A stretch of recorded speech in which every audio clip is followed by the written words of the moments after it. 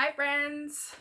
Thank you for coming back for yet another update. I promise I've been looking for my little Lavelle, I think, microphone that I have so that it doesn't sound like this, but whatever. It's not a big deal. Thank you for coming back to check up on me, and honestly, thank you to everybody who has sent me uh, well wishes and questions and a lot of love and encouragement. I'm really grateful for it. And I know a lot of like famous YouTube people say that, and sometimes they don't mean it. And I'm just like a newbie here, but I do mean it because there really have been an overwhelming amount of well wishers, and I'm so grateful for you guys. I'm going to try and keep this short, and once again, I have my handy dandy list because, as you know, by now, hopefully, I am 5 second shy, and so I would be all over the place. And also, I don't know how much memory I have left on my camera, so we're gonna try and keep it short. Um, let's see. Oh, yes, I wanted to start with my current stats, and someday I'll learn how to like post it on the side or something so you can see it so it looks fancy. But for now, that's not gonna happen. I started this journey at 347 pounds, and that was pretty much my off and on weight. I know I haven't said this before. That was my off and on weight since January of 2019, and basically it went through to maybe the second week of August of 2019. So I was somewhere fluctuating um, at around 347. Excuse me. I then started my pre-op diet 2 weeks before my surgery, and that is an all liquid diet. And so that was, I don't remember the exact date, but it was 2 weeks before September 4th. I've never even tried to look it up because I don't care. That was a horrible time. It was the beginning of a life change, and so whatever. I don't care to remember it. But the goal was by my surgeon for me to lose 10 to 15 pounds in that time, and I did lose exactly 15 pounds in those 2 weeks, which I was super proud of myself. And that was kind of one of the culminating moments in this journey for me, in the beginning of this journey, letting me know that I could do it. And that was huge because when you make a life change like this, it is not something you can mentally or emotionally, even spiritually, anticipate what it's going to be like. No matter how many vlogs you've seen, or blogs you've read, or books, or anything that the surgeon has told you, because he hasn't even been through it himself. Um, and really, I feel like for them, you're just a number. But yeah, it was a trying time, but it was, for me, the end of those 2 weeks was a triumphant time, and I really needed that being where I was. So I lost those 15 pounds, and that put me at, I don't even remember. I don't know numbers right now, and I'm trying to keep this short. So figure it out. Regardless, on the day of my surgery, um, which was, I don't even remember when, I was at 323. So obviously the numbers don't match up, but there was another number in between that I didn't even mention, but whatever. So on the day of surgery, September 4th, I was at 323, and I am currently at, wait a minute, I know this. I am currently at 295. And it has officially been 3 weeks today when I'm recording this and posting this. So it's been 3 weeks, and yeah, I went from 323 to 295, and I'm pretty excited about that. It's roughly a pound a day. I did have, I just think, one day where I didn't necessarily lose, so maybe it might be a little bit more than 1 pound a day. But all in all, it's been okay. What can I say? Somebody did have, my beautiful cousin had a question about my pancreas incident, where my pancreas was swollen, and I took myself, or I was taken to the ER. What ended up being said about that is just that during surgery, depending on how they go in or whatever, they can, like sometimes graze or bump into the pancreas, causing it to swell. And I was never told that, but you'd never think. I don't know. For me, I had even seen the surgery be performed on somebody else, and the way they did it just seems so seamless, and it's a surgery that roughly takes 40-45 minutes to an hour. So to me, I was like, nothing really should go bad. Plus it's laparoscopic, so they're using tools to go in there. There's no hands or anything inside of you, and so whatever, that's what ended up happening. My pancreas was swollen, and for some reason it was creating excess enzymes, which the pancreas creates. They were not able to figure out why that was, but the doctor at the ER did say that he spoke with my surgeon over the phone while I was there, and they both decided that it was at a level that was acceptable and that I should be okay within a few days as long as I rested. And so that is exactly what happened. I was just fine within about a day or two. So, yeah. I did also want to say, for those of you that are not just watching this for an update, that might be thinking about getting this someday, I did want to tell you that 10 days, it took me about 10 days to be able to bend over comfortably. And by bent over, I mean like spreading my legs and like slowly bending myself over to pick stuff up, or my puppy's water's on the ground, and so it's one of those little jugs that automatically feeds the water into the bowl, and so I have to like bend all the way over to pick that up. So it took me roughly 10 days. I'm sure my family was super grateful that I could then bend over and do it myself, because he drinks a lot of water, and also his food is on the ground, so to scoop up the food and stuff like that, it took me a while. It was about 7 to 10 days before I stopped feeling as uncomfortable with sitting down and standing up from anywhere. I am super grateful because my grandmother came over to help me she came over from Orlando, Florida. I'm in Louisville, Kentucky, and she ended up buying me a box spring because my bed was too close to the ground. So it was a little difficult getting up from the bed and even laying down. They do tell you to put a pillow on your belly when you're going to stand up or sit down or lay down. And I, for some strange reason, completely forgot about that. And so I'd always be like, ooh, ooh, ooh, ooh, ooh, trying to go as slow as possible. And I'm like, hello, Jai. It took me probably like 2 weeks to remember that I was supposed to put a pillow on my belly so that, it would like keep things tucked as they are or whatever, and be able to stand up just okay. I've been doing it now actually, and it really helps, especially with sleeping. So like I normally sleep with 2 pillows, both of them firm, just because I like that. And right now I have 5 because I have some on my sides, and in case I turn, I need to have one there so that I can hold my belly and turn. And we're 3 weeks out, so it does take some time. I was thinking everything was gonna be zoom, zoom, zoom, and it wasn't that way. So I'm posting this on Wednesday, and just so happens that tomorrow is my first day back at work in 3 weeks. I am actually, this is going online for probably forever, so I'm just gonna leave it at that. I'll just say that I'm very grateful that I get to go do something productive. That is the most positive thing I can say. What have I been eating? I've been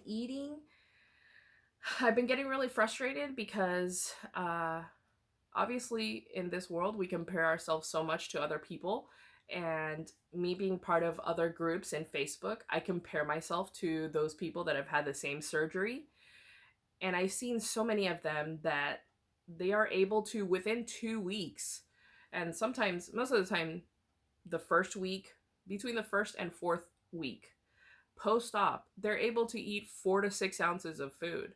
And here I am 3 weeks out, and I can still only eat 2 ounces of food.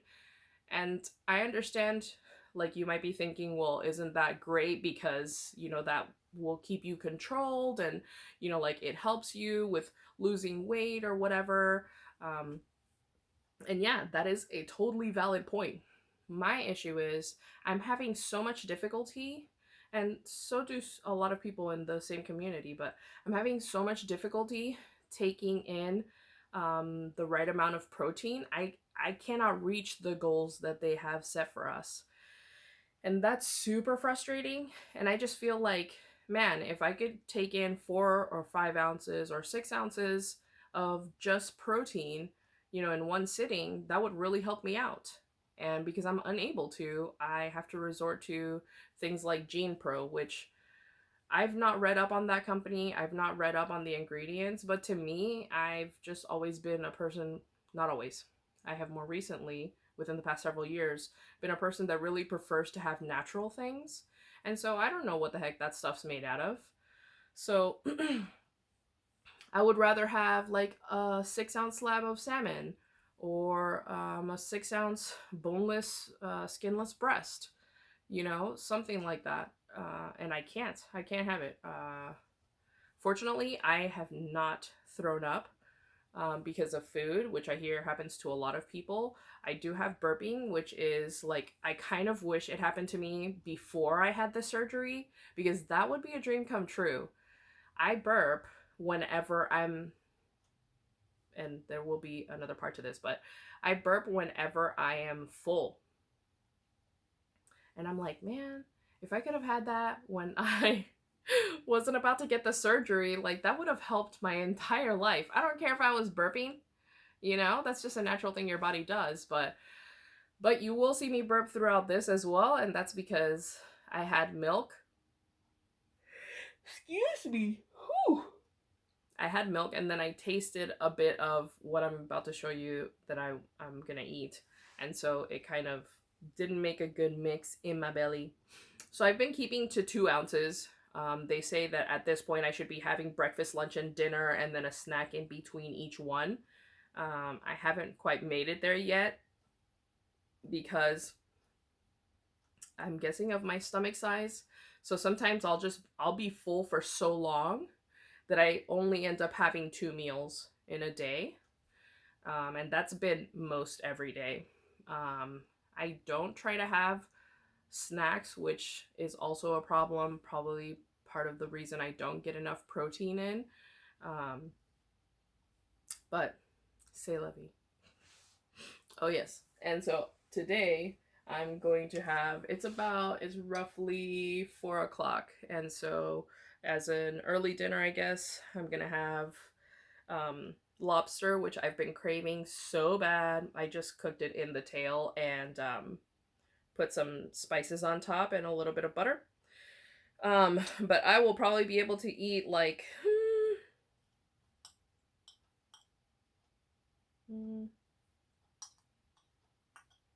maybe this top portion is what I'll be able to eat in one sitting. But obviously, I understand the 2 ounces has been working for me because I'm losing weight. And no, I have not been working out. And yes, I know I have to. I have seen many people that have done this without working out at all, and they've lost a crap ton of pounds. I don't want to do that. However, I've just been lazy. So don't judge me. I will be going back. Fortunately, the pool at the Y opened up again, so that's another incentive to go. Things that I'm able to do now. I'm actually able to walk fast, which I am very used to because most of my friends, hello Vanessa and Jeanette, are tall, or hello Priscilla, walk really fast. So growing up, I just that is the way that I had to walk to either, well, to keep up. So that is how I've been my entire life. Sometimes my mother will get out of the car before I do because she says at least she'll get there at the same time I do, which is just so special, so special. Love that woman. Let's see, what else am I able to do? I can easily bend over now, pick things up, move things. I have not yet tried to pick anything heavy up. They had said no picking anything up more than 25 pounds for a while, so I didn't do it. I did take my dog to the dog park yesterday for the first time, and he pulls the entire way, and he weighs, he's my puppy, he's 8 months, and he weighs around 42 pounds. And so I was able to withhold or withstand his tugging, which is great.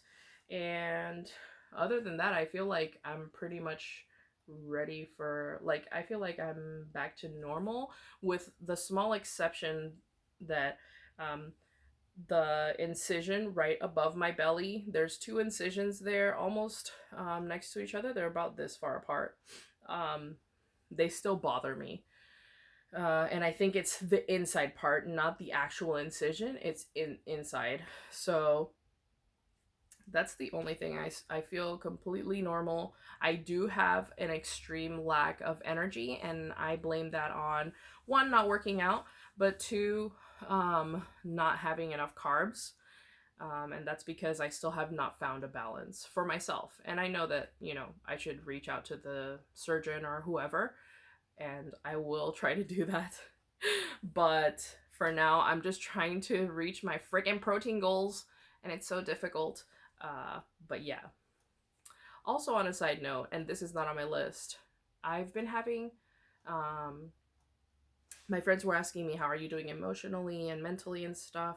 And I am so grateful to say that, thanks to, I believe, God and the prayers that have been sent up by myself and family and friends, I have been hunky-dory every day.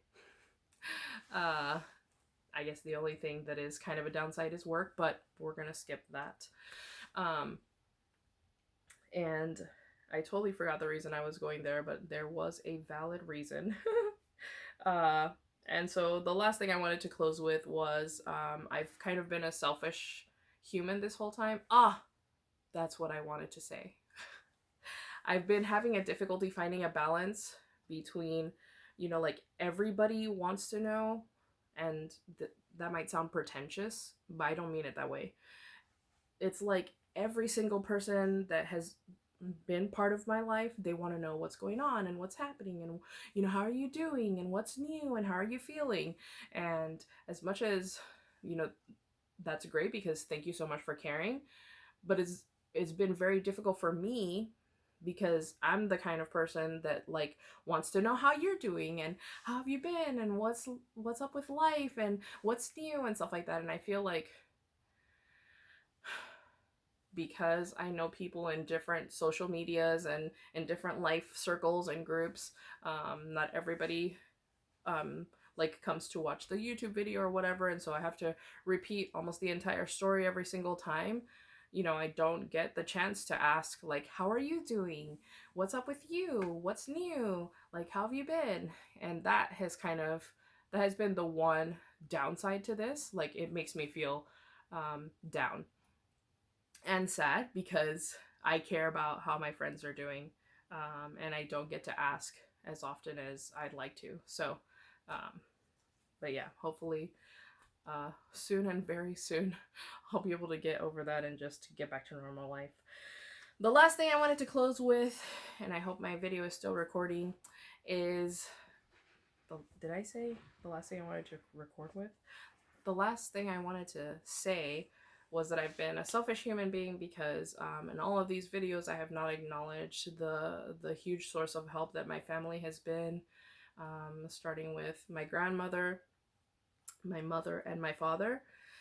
They have been huge and instrumental in me being able to just recoup at home without any worries.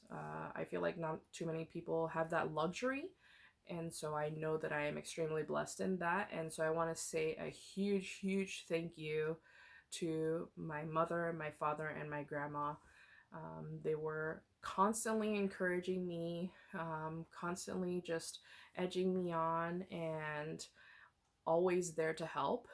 And so obviously I could not have done this without them.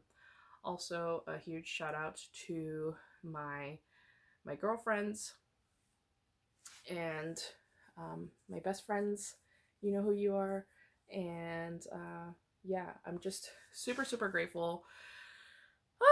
I do hope to have like super positive news in my next update. I think next week will be my very last weekly update just because it'll mark a month.